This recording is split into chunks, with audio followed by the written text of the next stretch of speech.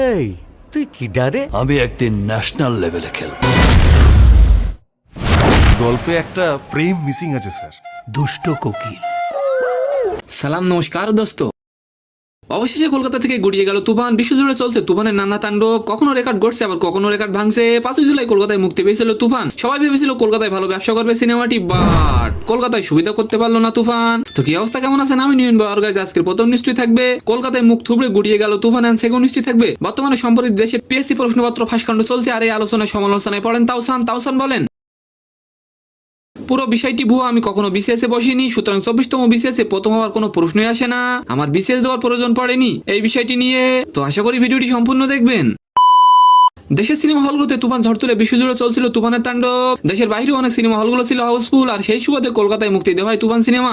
জানা যায় প্রযোজনা সংস্থা এসবিএফ 45টির বেশি সিনেমা হলে মুক্তি দেয় সিনেমাটি, কিন্তু কলকাতায় সুবিধা করতে পারেনি তুফান। মুক্তির 1 সপ্তাহের মধ্যে কলকাতা সব হল থেকে নেমে গেছে সিনেমাটি। শুধুমাত্র দক্ষিণ 24 পরগনার একটি হলে চলছে সিনেমাটি। আর এবার আলোচনা করব বিশেষ পরীক্ষা দেওয়া নিয়ে কি বলছেন তাওসান এই বিষয়টি নিয়ে। গায়ক অভিনেতা তাওসান জানিয়েছেন তিনি কখনোই বিশেষ পরীক্ষা দেননি, সুতরাং 24তম বিসিএস এ পররাষ্ট্র ক্যাডারে প্রথম হওয়ার প্রশ্ন আসে না। জানা যায় প্রশ্নপত্র ফাঁসকাণ্ডে গ্রেপ্তার সৈয়দ আবেদ আলী ছিলেন তাওসানের মা, সাবেক PSC chairman doctor Zinatun Nesar গাড়ি চালক। এছাড়াও মায়ের ক্ষমতার অপব্যবহার করে নাকি তাওসান পররাষ্ট্র ক্যাডারে প্রথম হন, এমন দাবি করছেন কেউ কেউ। শেষ পর্যন্ত এই বিষয়টি নিয়ে মুখ খুললেন তাওসান বলেন পুরো বিষয়টি ভুয়া, আমি কখনো বিসিএস এ বসিনি, সুতরাং 24তম বিসিএস এ পররাষ্ট্র ক্যাডারে প্রথম হওয়ার প্রশ্ন আসে না, আমার বিসিএস দেওয়ার প্রয়োজনই পড়েনি। তো সম্মানিত দর্শক, আজকের ভিডিওটি কেমন লাগলো অবশ্যই কমেন্ট বক্সে জানাবেন। আর ভিডিওটি যদি ভালো লাগে অবশ্যই একটি লাইক দিয়ে আমাদের চ্যানেলটিকে সাবস্ক্রাইব করে দিবেন। ধন্যবাদ।